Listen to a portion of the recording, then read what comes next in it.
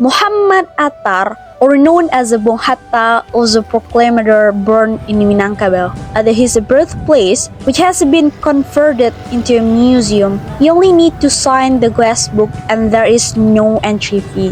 The house consists of a study room, a living room, 5 bedrooms, a kitchen, a dining room, and a porch. In the backyard, also feature a horse stable, rangkyang, and a carriage shed.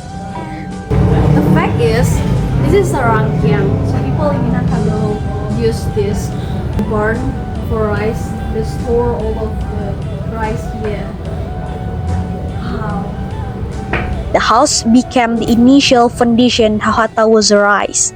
He was a man who grew up steeped in tradition and culture. He was educated in the surau, or was taught basic religious knowledge that shaped Hatta into an honest, devout, disciplined, and critical person. At this museum, you can feel a collection of books, the family tree, family photos, photos of his struggle and his achievement.